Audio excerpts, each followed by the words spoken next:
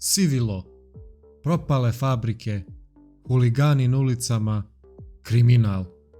Prve su asocijacije većini Poljaka kada se pomene grad Lodž. Lodž, kurva. Ali ne i za mene. U današnjem videozapisu bavit ćemo se temom revitalizacije ovog podcijenjenog grada i poukama koje možemo primijeniti i kod nas. Istorija poljskog Nikšića započinje 1423. kada dobija status grada. U narednih skoro 4 stoljeća ima marginalnu ulogu u razvoju raznih poljskih država. Kako Poljska biva rasparčana na 3 dila 1793. Lodž potpada pod prusku upravu. Grad bi vjerovatno ostao samo odmaralište na putu za Varšavu da nije bilo incela Napoleona i njegovih pohoda. Poslije Bečkog kongresa 1815. Lodž opet mijenja vladara, sada vazala ruskom caru. Nedugo zatim dobija status industrijskog okruga fokusiranog na izradi tekstila. Industrijska revolucija stiže 1838. u Lodž izgradnjom čuvene bijele fabrike, prve sa mehanizovanim i parnim mašinama. Poslije toga Lodž postaje izuzetno konkurentan na svjetskom tržištu tekstila. U početku grad naseljavaju njemački tkači iz okolnih regiona, a za njima i Poljaci, Jevreji i Rusi. Od 1820. do 1900. godine broj stanovnika raste sa 767, otprilike kao Šavnik, na 314.000 čeljadi. Na početku 20. vijeka Lodž spada u najvažnije industrijske centre Ruske imperije, mada sav taj razvoj ne osjeća velika većina stanovništva koja živi u teškom siromaštvu. Ne čudi što 1905. dolazi do radničkog ustanka ugušenog na silu. U toku Prvog svjetskog rata u okolini grada odigrava se jedno od najvažnijih bitaka na istočnom frontu, a nakon rata grad konačno postaje dio druge Poljske republike. Međutim, kako istorija ne da mira Poljskoj, već 1939. Njemci i Sovjeti napadaju sa različitih strana. Lodž postaje dio Trećeg rajha, mijenja ime u Litzmannstadt, a 200.000 lokalnih Jevreja završava u getu. Većina kasnije gine u koncentracionim logorima. Grad oslobađaju Sovjeti početkom 1945. Za razliku od Varšave, Lodž gotovo pa da zaobilaze sva ratna dejstva. 3 godine čak biva glavnim gradom nove komunističke Poljske. Komunisti nacionalizuju ogromna fabrička postrojenja, ali ipak radničko samoupravljanje i petogodišnji planovi nisu dovoljni da omoguće budućnost tim fabrikama. I pored toga što doživljava svoj demografski vrhunac, Lodž gubi svoj industrijski značaj. Po padu gvozdene zavjese tranzicija uništava i to malo što je funkcionisalo, uvodeći ovaj grad u izuzetno težak period. Nisu samo kod nas 90. simbol za propadanje i bijedu, jel te?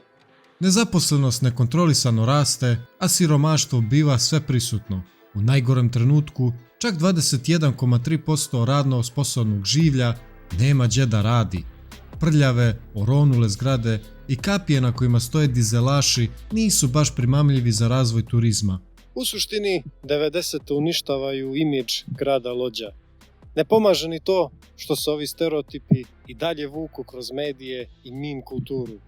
Slavni poljski glumac Boguslav Linda daje famoznu izjavu 2015. godine kako je Lodž mrtav grad, grad uličara.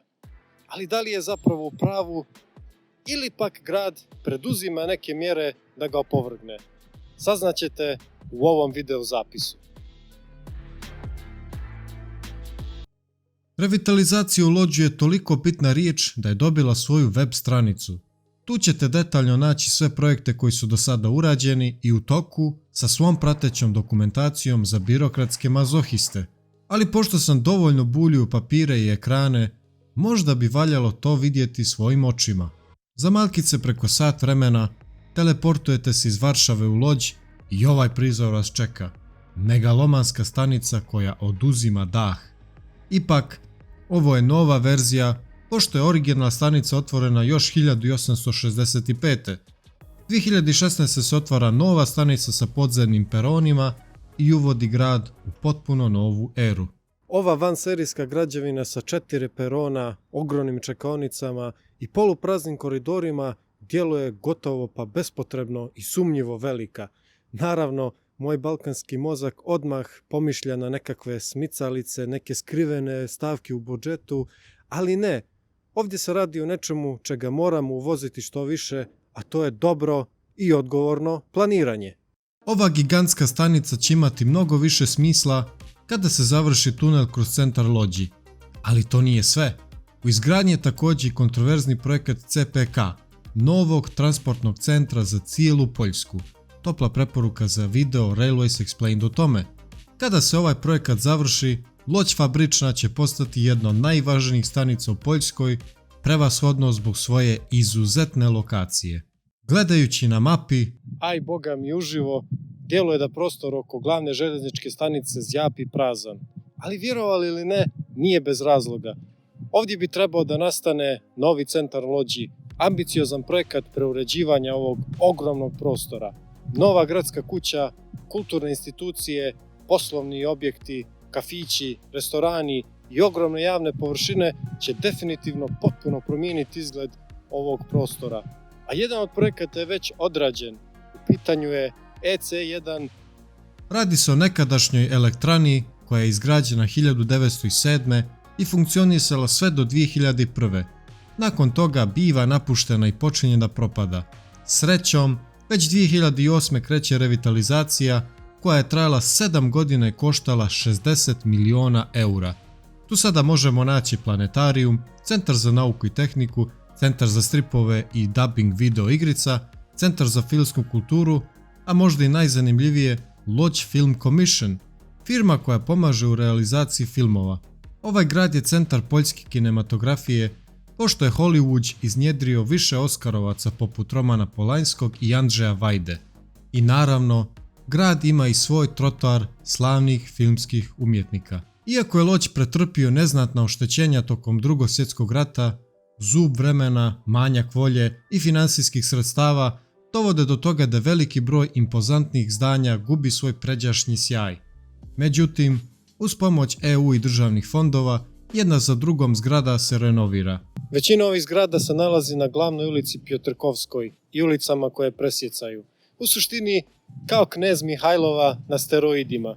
Gotovo sam siguran da ćete dosta vremena provoditi ovdje ako odlučite da posjetite ovaj grad.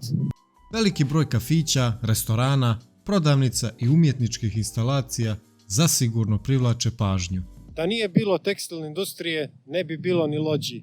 Na teritoriji ovog grada izgrađene su neke od najvećih i najmodernijih fabričkih postrojenja na svijetu. Ali ipak, dvije fabrike se izdvajaju. Manufaktura Jevrejina Izraela Poznanjskog i carstvo Vune Njemca Karola Scheiblera. Ova dvojica su bili ljutiti rivali kako u životu, tako i u smrti. Takmičili su se ko će imati veću fabriku, više eksploatisati radnike, imati raskošniju rezidenciju, a čak i ko će imati bolju nekropolu na groblju. Po mom mišljenju, završeno je remijem, ali napišite dolje u komentarima ko je za vas pobjednik. LM. Obje fabrike doživljavaju vrhunac tokom druge polovine 19. vijeka, kada su zapošljavale na desetine hiljada radnika.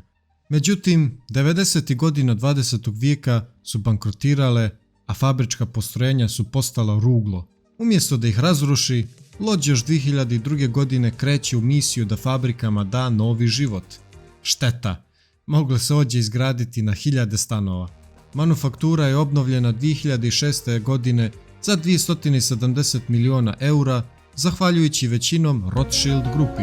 Danas se tu nalazi najveći shopping centar u Poljskoj, veliki broj ugostiteljskih objekata, kulturnih institucija i razno raznih sadržaja za cijelu porodicu.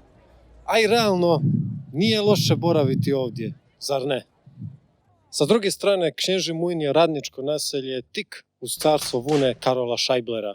Zamislite, bilo je kapitalista u 19. vijeku koji su makar dio radnika tretirali kao ljude.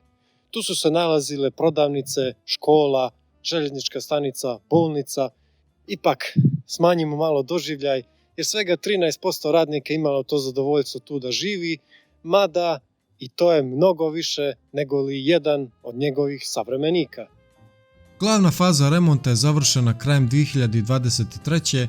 i koštala je 25 miliona eura, od čega polovina je iz EU fondova. Ne znam, slab sam nešto na crvene cigle. Toliko lijepih zgrada od tog materijala sam vidio u Poljskoj i nikako da mi dosade. Sa druge strane, često ćete naići na ovakve prizore.